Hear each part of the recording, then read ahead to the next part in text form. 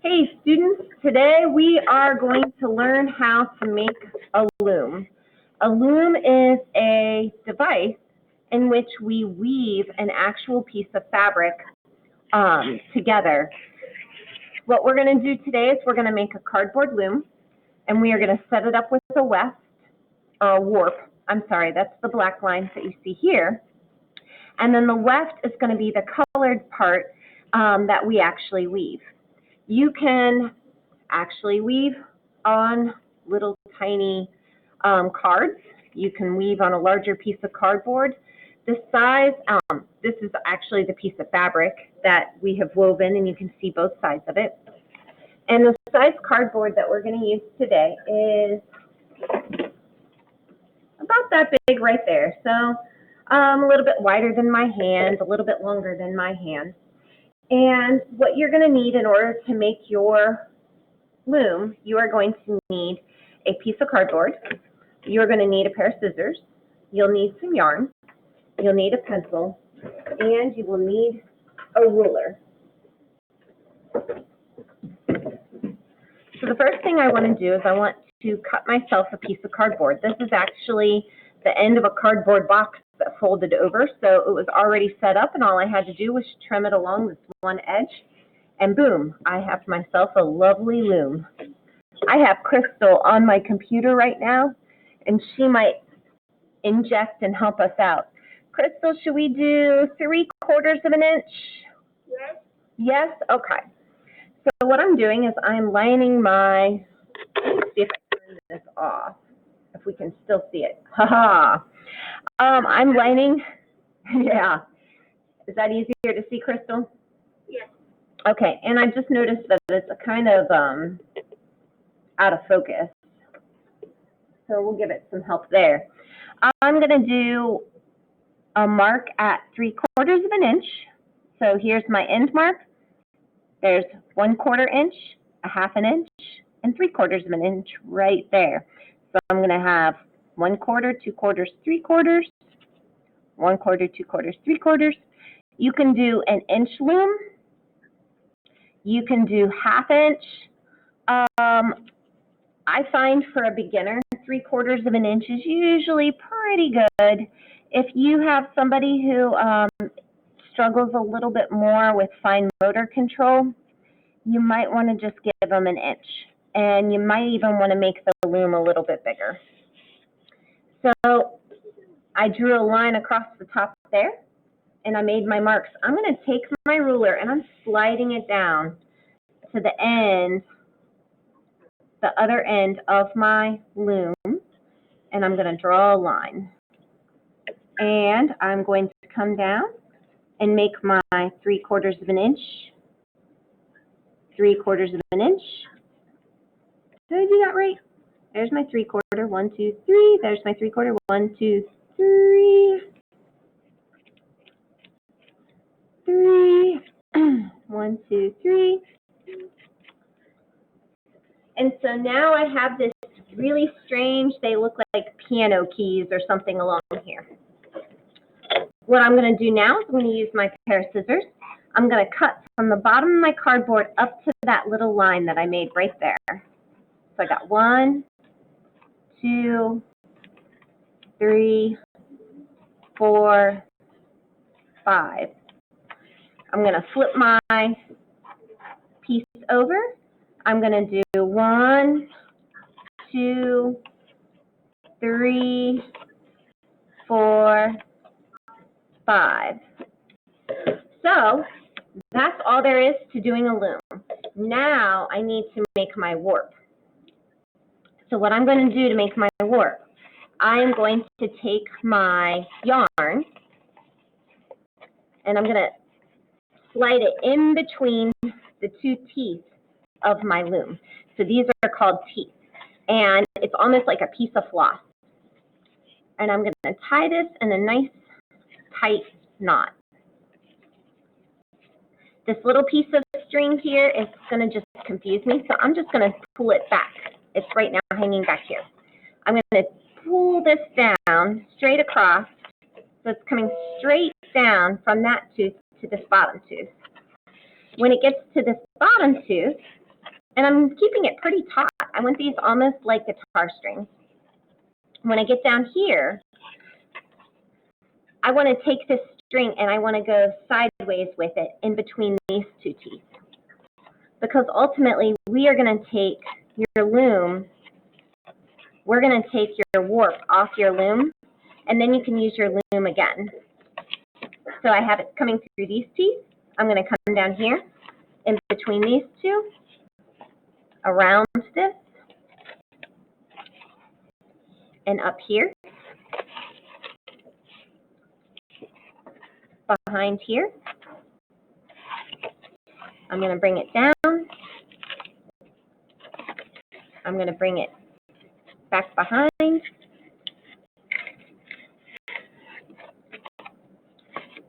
Now here's where it gets tricky. I got all this extra yarn. I don't need all this extra yarn, so I'm just going to cut a little bit off.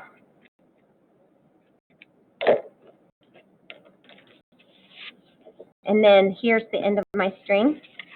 It's going to go between these final two teeth. Now I have this extra piece of string left over.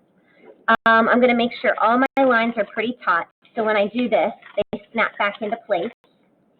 I'm going to look on the back and make sure that none of my lines are coming straight down here, that they're all going horizontal on the back. They're all vertical on this side, horizontal on the back.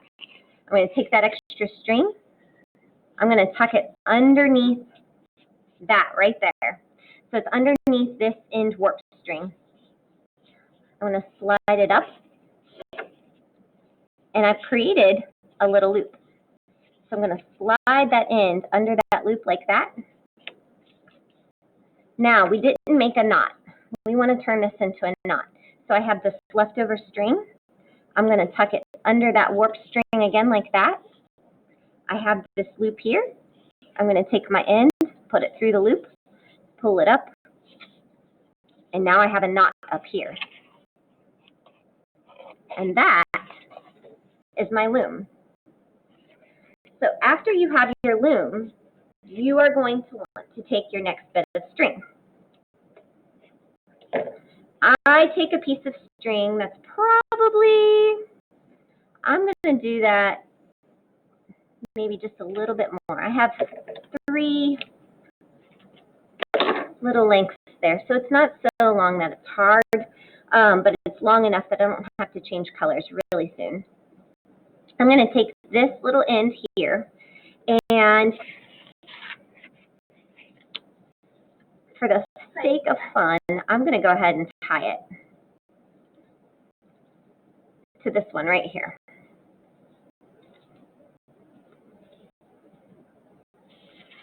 I don't know, Crystal, should I leave a big knot there, or should I tie it at the end of this one? What do you think? I still leave a big knot there, but tie it like that. Okay, so That's how I normally do mine. okay. I find it easier when I tie. If I take my 2 ends and they're lined up next to each other like that, I wrap them around my finger and I make a loop. And I'm going to take those ends and I'm going to put them in through the loop. What I normally do is do the same thing. Take it over my finger again and make a big knot so it doesn't come undone. Oh, okay. Well, this is a pretty tough knot. It's not coming apart. So you do you and make sure it works. Okay. So now I have my big string and I'm getting ready to go. When I go to weave, I go over, under, over, under, over. So we'll try that. We're going to go over this one, under this one, over this one, under this one, and over this one. And I'm going to pull this through just like that. And I'm not going to pull it super, super tight. I'm just going to pull it kind of, I'm going to leave it a little loose. Now that I'm down here at the end and my string ended over, what do I have to do now, Crystal? Take it under. Under, okay. Can they hear what I'm saying also? They can. So we're going to go under, and then what are we going to do here, Crystal? Top, over top. Over top, and? Under. Under. And? over or under this one? Over. And under. And then, Crystal, do I want to grab this and pull tight, or do I want to pull gently? Okay. And then, so I'm leaving that kind of loose. Yeah. We do get it stuck, and then it's kind of sad.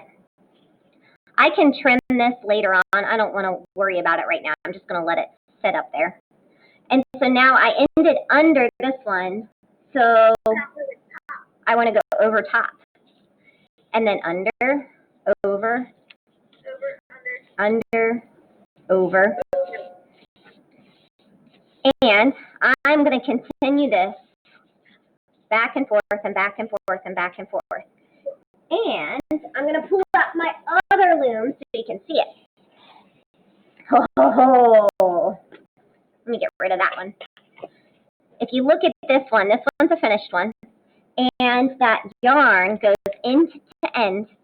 And that yarn's on there pretty tight, isn't it? We fluffed it up a little bit. It's on there very tight. Very tight. So,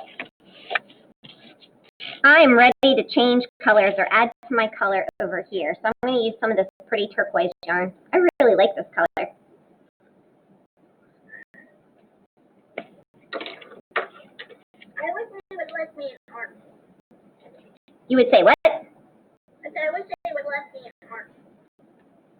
You need the dance, and then you're going to be back in art in the spring, and I'm going to need your help in the spring, okay?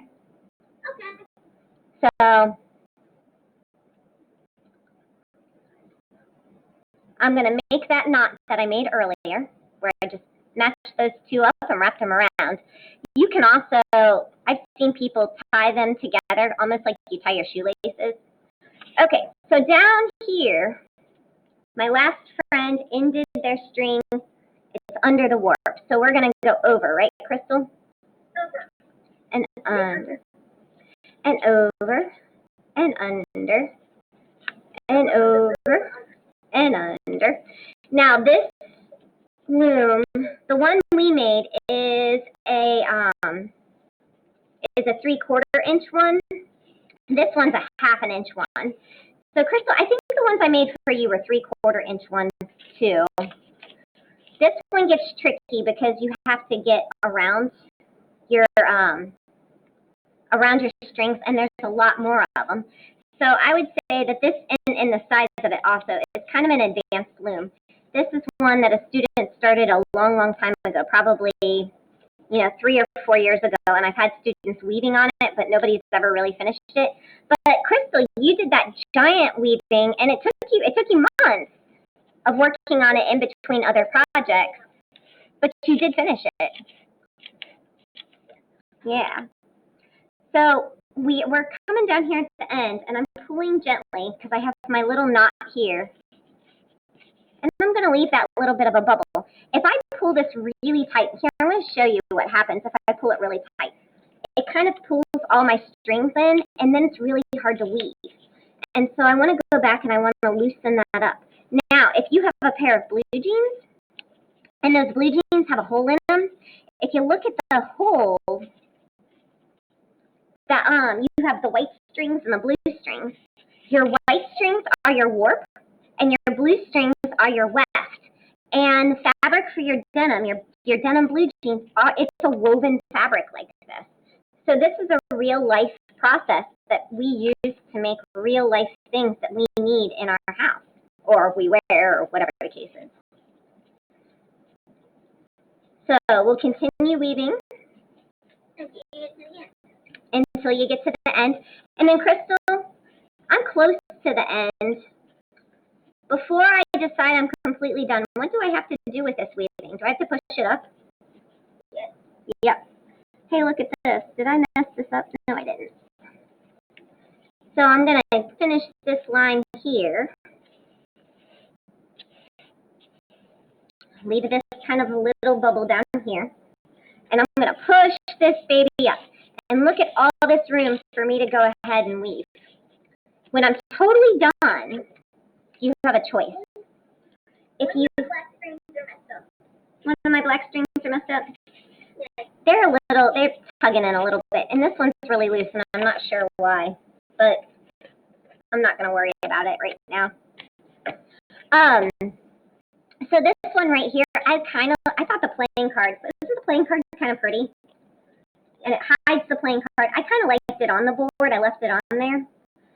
But this one right here, here's the strings, the blue strings on the end. Turn this on so we can see. So you see those blue strings? Those are where it was connected to my board. And these were all sticking out and attached around the piece of the board, like this. And so what I did is I came through and I snapped them each off. And I fluffed that yarn up and kind of pulled it up and stretched it out. And I fluffed that side down. Yeah. If I want to, I can take strings and I can tie them to the ends of those and I can make a fringe. That's what that black is.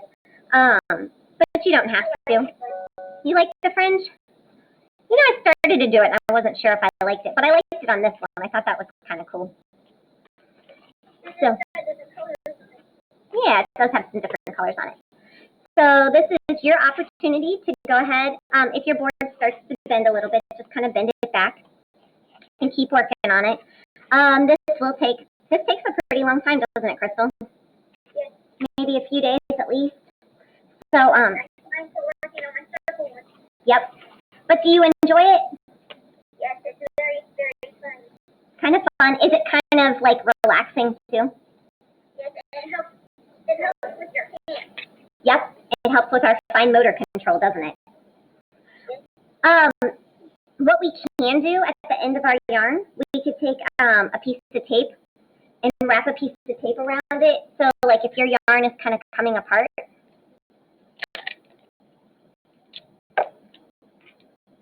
you can take this just on the very end like that and kind of make your own little needle. And then go ahead and